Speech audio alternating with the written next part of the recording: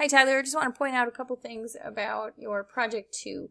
The first thing is your use of the global variables. Global variables are highly discouraged. The reason for that is because when you have a program that is, well, this one's relatively short, but let's say it were longer, which most of them are, it's difficult to identify when you have a logic error where a value may have changed for a variable. So for example, you could have changed something in a function, you could have changed it in main.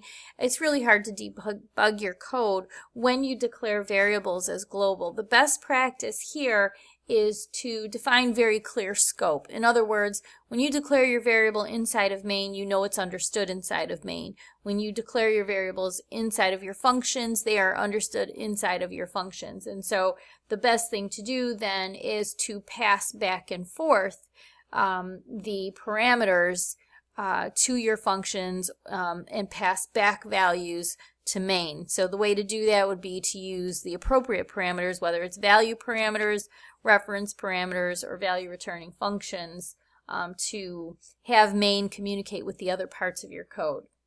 And so in the example of open document here, you're just opening your file, so you should pass in the file name. I'm going to go look at the code for a moment, right? And you're using this variable here. So instead of keeping it global, you should pass it in with data type.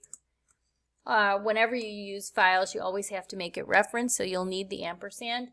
And then the name, I think that's what it was, yes.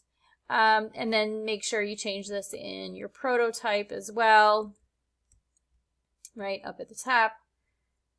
And then in your function call, you would pass input file. And so now you can remove the declaration from here, instead put it in main and pass that file in everywhere you need it, which is open and I'm assuming read. The other thing I wanted to point out is your average function. When you have a return statement, you can only put the expression, this part.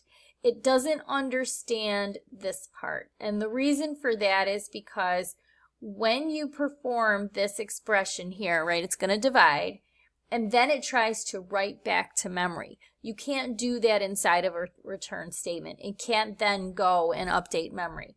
So what you should be doing is just leave it like this. Now the reason it's working for you is because, I'll show you, it works just fine because you are assigning it back, it's writing back to memory, but it's not doing the return part. Since this is a global variable, it's assigning that value back to it.